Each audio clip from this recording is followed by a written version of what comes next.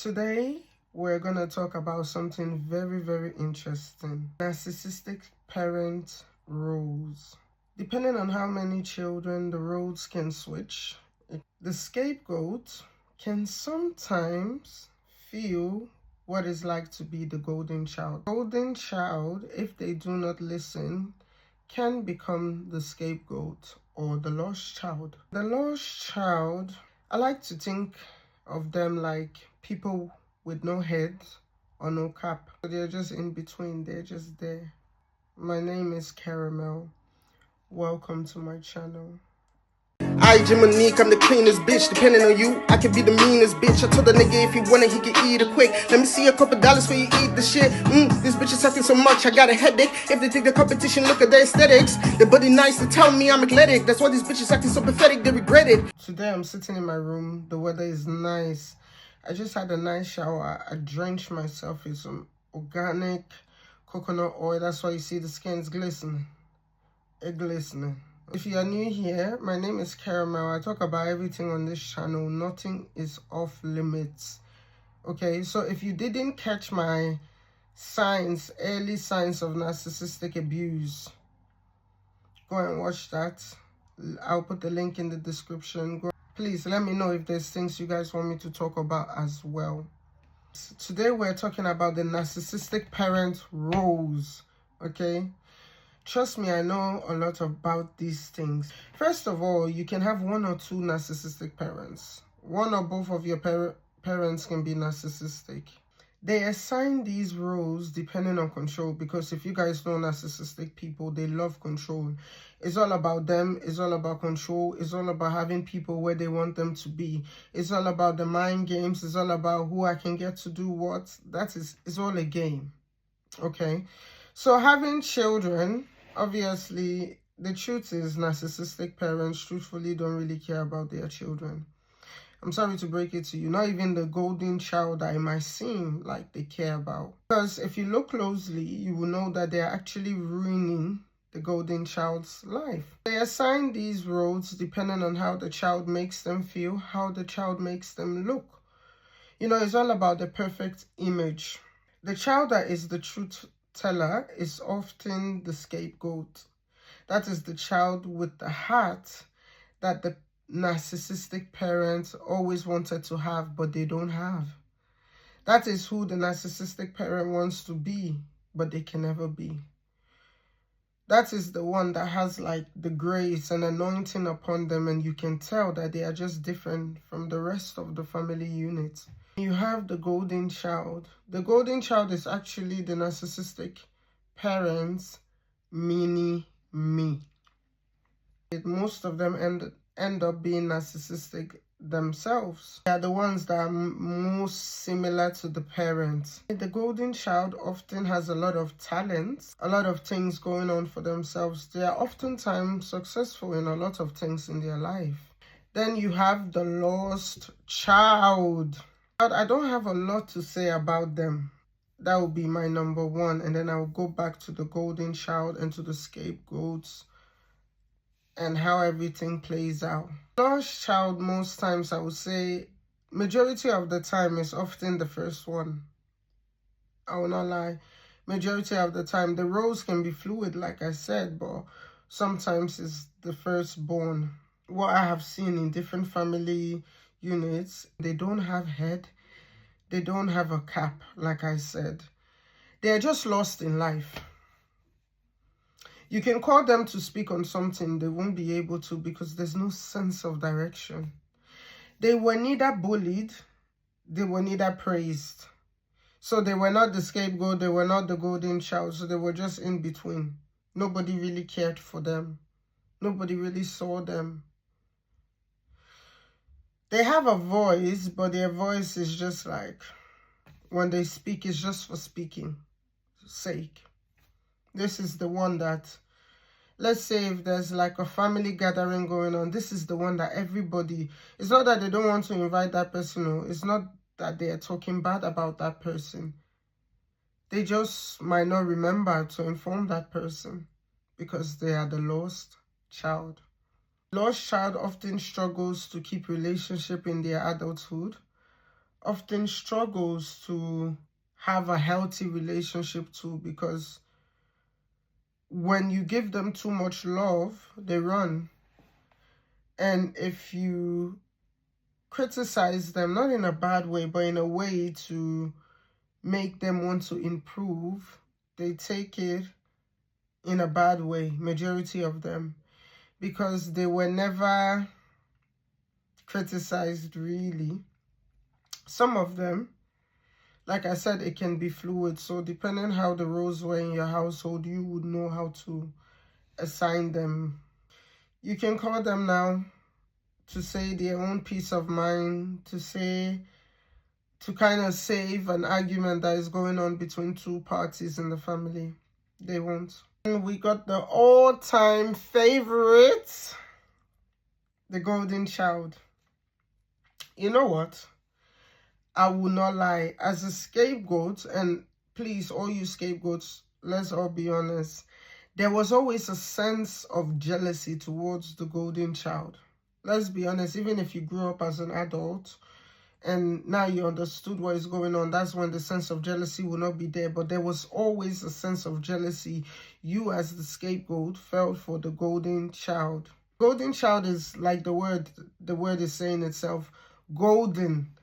This is the child that can do no wrong in the eyes of the parent. This is the child that even when they do wrong, the parent will look,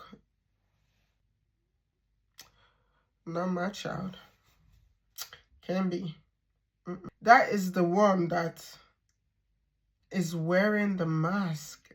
That is the narcissistic parent's mini me.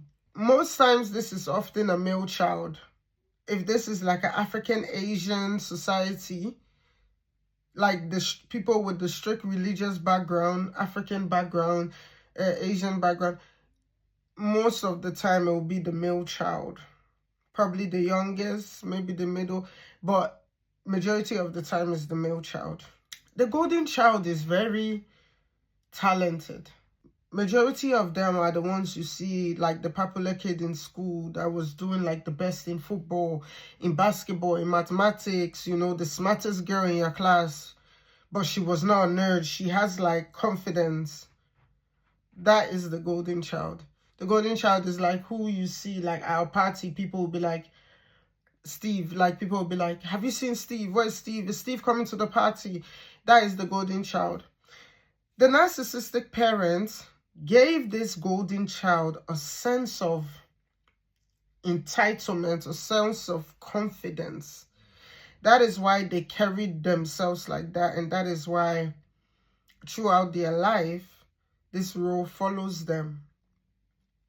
Okay, so you will see they're often popular people, but what a lot of people don't know is that they are wearing a mask because they can't be themselves. This is why they were chosen to be the golden child. The narcissistic parents will choose them based on the talents they have or what they are doing. Let's say they are the best swimmer in the school, the best footballer in the school, the most popular child in the school. They will choose that child based on how people view them, because this is how they want to be viewed. So this child is a reflection of who they want to be, how they want to be seen. Okay, this is why they pick this child. It's not because it's their favorite child, it's just because that is the one that fits the image that they want to uphold. The golden child is not allowed to be imperfect either. If they do anything that looks bad or reflects bad on the narcissistic parent, the narcissistic parent can actually lash out and now treat the golden child like the scapegoat. There's some type of envy you, the scapegoat, will have for the golden child. The golden child has a sense of jealousy for the scapegoat. This dynamic between the three roles is mainly head-to-head between the scapegoat and the golden child. The golden child envies the scapegoat because the scapegoat is the one that can speak the truth without, I won't say without consequences, because they bear the consequences of it every day, but they are the ones that can confidently and boldly speak the truth without thinking, oh, what is my narcissistic parent going to think about it? They can be themselves. They can walk away from the entire family system and not give a damn. And this is something the golden child wants, because they have to uphold this mask. This is why you see golden children often in relationship. Nothing is enough. Have you ever been in relationship with those people where they're so entitled? They feel like you should give to them, you should do for them, you should do this or that, but they don't really do for you. And it's kind of like the way they make it feel is like you need them, but in reality, they're the one needing you. That is the golden child. When they have friends that are doing better or successful, they can have a bit of jealousy for that person. But I will not lie, majority of the golden children do end up being successful in their life. But it's a 50-50 chance, because the same thing that will make them be successful might be the same thing that might bring them down. They are just like your narcissistic parents. You know that sibling that when you think of the parent, like, if you have to put two best friends together, it's your narcissistic parents and it's that child, that is the golden child. If you don't know which one of you is the golden child, that is the golden child, the one the parent always praises. The golden child can often stand up for themselves. They can't allow themselves to be bullied. They are the type that sometimes will say the truth in certain situations, might catch up to what is actually going on in the family system. But the reason why they will not speak is because they do not want that role to be switched, going from the golden child to the scapegoat. Let's get into the scapegoat. The scapegoat is often the most empathic child, the most God-fearing child, the most truthful child.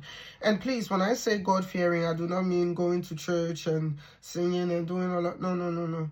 God-fearing to me means being a truthful person, being a giving person, being somebody that stands for the truth, someone that takes accountability, that respects others regardless of age, that has a certain level of wisdom that is hard to see in today's society. That is what I mean. Okay, so the scapegoats are often the chosen ones in the family. They are the chosen ones, especially if this scapegoat has been like one particular person in the family. They are definitely the chosen one. The scapegoat is often bullied, shamed. This is who the family puts all the blame, all the guilt, all the shame on. This is who the family keeps secrets away from. This is who the family betray. This is who the family use. This is who they dump their issues on. Everything is the scapegoats. Everything is the scapegoat. Most times, as the scapegoat, you are often outcasted. They might have like family meetings, family things going on, and they will not invite you on purpose. They will have like a big news that is supposed to be a good news for everybody. They won't tell you. They will tell everybody, they won't tell you. When the scapegoat gets older, they struggle in relationships because they often go to people that mirror what the narcissistic parent was to them. So they often get in relationship with narcissistic people themselves. The same narcissistic traits that their parents had, they will see it in somebody else. And because that's normal to them. Imagine your whole life having a parent that was like that, so you feel that this is normal. You're used to it subconsciously. Majority of the people they date are a reflection of who the parents were, and that's why they get treated badly as well. The same dynamic plays out in their relationship. Unless they heal, they get educated about what these things are. As the scapegoat, you have options to become the golden child or to become the lost child, because then you escape the abuse. But because you are the truth teller, that is not gonna happen. Now, scapegoats, one thing about you guys, you will keep going back. You keep going back until you reach your breaking point. You see me? I'm at that breaking point now. Let me give you an advice. You allow people to do this to you because, let me tell you what it is. The truth is, the world don't value good people, soft-hearted people. Know who you are giving that energy to and learn to spot red flags. Subconsciously, you put yourself in that box yourself, allowing people to trample on you, talk anyhow to you, intimidate you, And I want you to know that nobody robs an empty house. Nobody robs an empty house.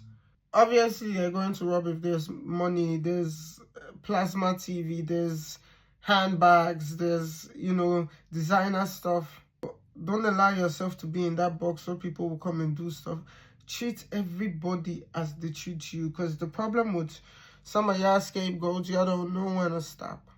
This is one of the options that can happen. You will keep yourself in that. You see those people where they're in like a friend group and everybody just picks on that person in form of jokes.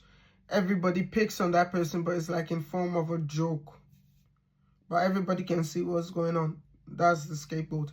It's either you become that or you don't allow people to just do it you anyhow. Speak up. Stand up for yourself. I'm not saying crash out, but if necessary, if need be, crash out. When you now stand up for yourself, you become the scapegoat who became the golden child on your own. That golden child you always wish to be, that your parent didn't make you be, you become that on your own. That is by healing, recognizing the patterns, learning how to stand up for yourself, setting boundaries. You will become that. For the lost child, you need to find yourself. You need to realize that just because someone shows you extraordinary love doesn't mean there's something wrong or that you don't deserve that love. Stop questioning why somebody is extra nice to you or why they don't like you, because it can become the opposite. You can run away from people that do like you to go to people that just not that they don't like you, but they don't love you like that either. This is what can happen when you don't heal. Sometimes the scapegoats, unfortunately, will give up, because trust me, it ain't for the weak. It is not for the weak. I tell you now, to be able to survive as the scapegoat and still be mentally sane, you've made it. This was my take on the narcissistic parent role. But remember, none of you are the favorites. None of you are being loved properly. All of you have traumas. Even though you are the lost child or you are the golden child and you're not being scapegoated, or even if you're not neither of these roles but you're watching somebody being scapegoated, please speak up. It is not a fun role. Some people actually, it ends up with them taking suicide because it's a lot. If you actually go deep into it, it's a lot. So if you do see somebody being bullied in a family unit, everybody's just ganging up on that person, check on that person, be there for that person. It's not an easy role to carry in your life, mentally, psychologically. Thanks once again, guys. I am Caramel. Please like, comment, and subscribe. I hope to see you back here again